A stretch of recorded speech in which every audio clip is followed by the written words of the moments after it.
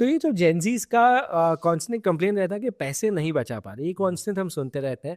Do you think UPI has anything to do with it? You think UPI is making people poor?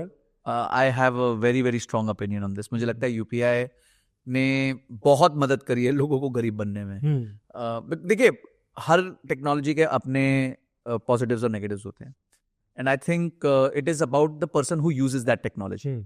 तो काफी लोगों के लिए जो पहले एक बहुत बड़ा फ्रिक्शन होता था कि भाई क्रेडिट कार्ड या मिलता नहीं था, या फिर क्या कहते हैं, डेबिट कार्ड इतना इजीली एक्सेप्टेबल नहीं है, हर जगह नहीं है, छोटे टपरी पे नहीं है, और इतने सारे खर्चों के एवेन्यूज ही नहीं. जैसे आज आपके पास हर तरह की ऐप है जी, और अब इतना आसान हो गया, it's become like a video game. तो मेरी एक क्लास चल रही थी फाइनेंशियल प्लानिंग की, and we were all talking about budgeting.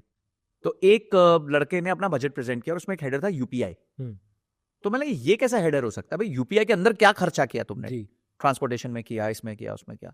और सर मेरे को पता ही नहीं मैंने क्या खर्चा किया है. एंड मजेदार बात ये थी कि उसकी पूरी सैलरी का करीबन 15 से 20% यूपीआई का एक्सपेंस था.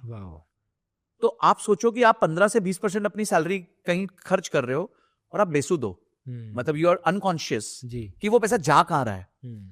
तो ऑब्वियसली अगर आपका ये बिहेवियरल पैटर्न होगा एक्सपेंसेस को लेके, तो then you can never think of rich. तो बहुत दूर की बात है, फाइनेंशियल फ्रीडम ही नहीं लेके आ पाओगे.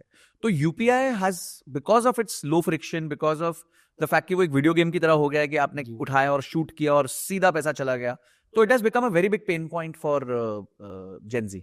और जेनजी को वो कूल दिखाता है, लगता है लोग, अरे मैं दूंगा पैसा, तेरा भाई देगा, तू चिंता मत कर. वो हो गया, मतलब you know that's the kind of thing which has come out on this. तो मुझे लगता है कि यस, यूपीआई ने एक बहुत जो पहले मुश्किल काम होता था, या जहां पहले रियलाइजेशन होती थी कि जेब से कुछ जा रहा है, उसको बहुत ज्यादा आसान कर दिया. जी, मैंने कहीं ये भी बीच में पढ़ा कि अपेरेंटली, मुझे पता नहीं हुआ है कि नहीं, पर प्लान था कि एक लेवल से ज़्यादा अगर ट्रांजैक्शन हुआ तो उसके ऊपर इंटरेस्ट लगना शुरू हो जाएगा या कुछ ब्लॉकेजेस होना शुरू हो जाएगा. Do you think that's a good move? देखिए, एक बार आप टेक्नोलॉजी ले आए, फिर उसके बाद बहुत ज्यादा छेड़खानी आप उसके साथ करोगे नहीं, कर नहीं पाओगे. तो मुझे नहीं लगता कि ऐसा कुछ करने के बावजूद भी बहुत बड़ा कोई प्रॉब्लम होगा. और सेकेंडरी में आपको एक मजेदार डेटा देता हूं कि average UPI transaction amount in India is less than 200 rupees. Oh yes. तो मतलब बहुत बड़ा तबका जो है वो खर्च कर रहा है, पर बहुत रेगुलरली खर्च कर रहा है. 200. हाँ, 200, 150, 50, 70. अब आप कोई भी समझो, टैक्सी का बिल हो गया, या फिर आपका कोई वो क्विक कॉमर्स का बिल हो गया, तो वो यही होते हैं जी, 200, 300, 400, 200, 300, 400. पर वो इतनी बार चला जाता है. अब आप घर पे रात को लेटे हुए हो, बिंज वॉच कर रहे हो, भूख लग रही है. ये कोई सिग्नल नहीं है आपको, सिर्फ भूख लग रही है, ऐसे बोल दिया आपने, तो भाई ठीक है, it is a matter of seconds कि आपके घर पे खाना आ जाएगा. तो वो क्या है, वो तो आपके जेब से चला गया ना. और उसमें वो जीएसटी लग गया, डिलीवरी चार्जेस लग गए, प्लेटफॉर्म फीस लग गई. आजकल प्लेटफॉर्म फीस 10-10 रुपए लग रही है. सो अच्छा, फिर अगर आप आईफोन वाले हो तो आपकी प्लेटफॉर्म फीस भी ज्यादा लग रही है. आपके घर, मतलब उसी चीज के लिए एंड्रॉइड वाला कम पैसा दे रहा है, आईफोन वाला ज्यादा पैसा दे रहा है. हो रहा है. अरे बिल्कुल हो रहा है. अभी पीछे न्यूज भी कवर हुई, मेरे एक बहुत अच्छे फ्रेंड है, उन्होंने इस पर रील बनाई. I would name the brand, it don't look good, but एक प्रॉपर क्यू कॉमर्स ब्रांड का उन्होंने एनालिसिस किया. सेम चीजें इधर से मंगाई, सेम चीजें आईफोन से मंगाई, and iPhone was more expensive. One of the news channels has covered it also, print में, डिजिटल प्रिंट में. तो it has become a massive issue.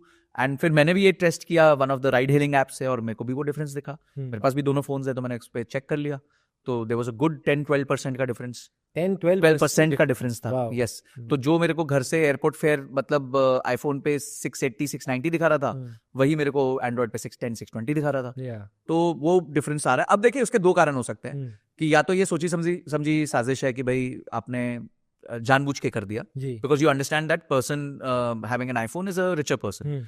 और या फिर है कि हो सकता है iOS के चार्जेस ज्यादा हो, if have to give a benefit to the brand. तो I don't know what is the side, but blatant आपको दिखेगा ये, मतलब कोई उसमें दो राह नहीं मिलेगी आपको. और प्रॉब्लम ये है कि जो ब्रांड्स ये सोच रहे हैं कि आईफोन एक्चुअली अमीर लोग होल्ड करते हैं, पर अमीर से ज्यादा तो आईफोन ये जेनजी ओन करते हैं, वो भी 70-80% क्या कहते हैं, लोन लेके. तो बेचारा लोन भी ले रहा है, आईफोन भी लेके आ रहा है, और उस पर चीजें महंगे भी ले रहा है. मतलब this is a very triple whammy है बेचारे के ऊपर. सब ईएमआई पे आईफोन ले रहे हैं. Do you think it's smart to use your credit card on a depreciating asset? देखिए, डेप्रिशिएटिंग एसेट्स को जनरली जो टर्म यूज कर दिया गया मार्केटियर्स से, वो है एक्सपीरियंसेस. ठीक है, कि आपका experience, and I have nothing against it, trust me. क्योंकि देखिए, अगर आप जियोगे भी नहीं ना, तो फिर आप अनफुलफिल्ड लाइफ भी एक मजा नहीं आता आदमी को. तो मैं इसमें कहता हूं कि आप मनी रूल्स बना लीजिए. हर जन के लाइफ के कुछ नियम होते हैं. फॉर एग्जाम्पल कोई आदमी सुबह 6:30-7 बजे उठता है, तो एक उसका क्लॉक वर्क बन जाता है, वो नियम के हिसाब से उठता है. शायद जिम जाता होगा या फिर कुछ योगा करता होगा, मेडिटेशन करता होगा, फिर ऑफिस जाता होगा, तो उसका एक दिनचर्या बना होगा. तो वैसे आपका एक फाइनेंशियल दिनचर्या भी होना चाहिए. ठीक है, आपके फाइनेंशियल रूल्स भी होने चाहिए. फॉर एग्जाम्पल आपका एक रूल है कि अगर आपकी ये लाइबिलिटी बेस्ड ईएमआई, जैसे हम बैड डेट कहते हैं, एक होता है गुड डेट. गुड डेट होता है जिससे आप एसेट क्रिएट करते हैं कि भाई मैंने डेट लिया पर मैंने कुछ क्रिएट किया उससे, जो आगे मुझे या तो कैश फ्लो देगा या अप्रिशिएट करेगा. जैसे घर हो गया, गोल्ड हो गया, कुछ भी हो गया. तो आपने एटलीस्ट डेट को एक काम की चीज पे लगा दिया. पर अगर आपने डेट लिया और वो चीज आगे जाके डेप्रिशिएट हो रही है, आज आपने 1 लाख की खरीदी, 4 साल बाद वो 50,000 की रह जाएगी, तो वो बैड डेट माना जाता है. तो ऐसा नहीं है लाइफ में आपको बैड डेट नहीं लेना चाहिए, पर आप उतना लीजिए जितना आप अफोर्ड कर सकते हो. उसके लिए एक मनी रूल बना दीजिए. सो फॉर एग्जाम्पल मैं ये कहता हूं कि जो भी आपकी सैलरी है उसका 15% से ज्यादा आपका बैड डेट का ईएमआई नहीं होना चाहिए. ओके. तो अगर आपकी 1 लाख रुपए की तनख्वाह है महीने की, तो 15,000 रुपए से ज्यादा आप मत करिए. अब 15,000 में आप जो ला सकते हैं, आपको आईफोन चाहिए, आपको बाइक लेनी है, आपको गाड़ी लेनी है, आपको जो करना है करो, कोई प्रॉब्लम नहीं है. पर उससे ऊपर अगर आप क्रॉस कर गए तो फिर आपने वो रूल तोड़ दिया. It's like a toll gate. जब आप टोल गेट पे जाते हो तो जैसे ही टोल कटेगा तब टोल निकलेगा. तो इसी तरह लाइफ के टोल गेट्स बना दीजिए, फाइनेंशियल टोल गेट्स बना दीजिए. फिर चाहे कोई कितना भी प्रेशर करे, कितना भी फोमो हो, कितना भी कोल्ड प्ले की टिकट बिक रही हो, कितने भी दिलजीत दोसांझ की टिकटें बिक रही हो, नहीं जाना मतलब नहीं जाना, क्योंकि you can't afford it right now. ठीक है, maybe once again Coldplay कोई खत्म नहीं हो रहा, वो 10 साल बाद भी आ जाएगा, 5 साल बाद भी आ जाएगा. हो सकता है उस दिन जाके आप फ्रंट सीट अफोर्ड कर सको, but today you can't do it. So don't put a stress. मैं देख रहा हूँ लोग कोल्ड प्ले की 3-3 लाख रुपए की टिकटें ले रहे हैं, 2-2 लाख रुपए की टिकटें ले रहे हैं. उसके बाद दिलजीत दोसांझ जी का भी जो इवेंट हुआ उसमें भी मैंने देखा कि बहुत टिकटें ब्लैक हुई.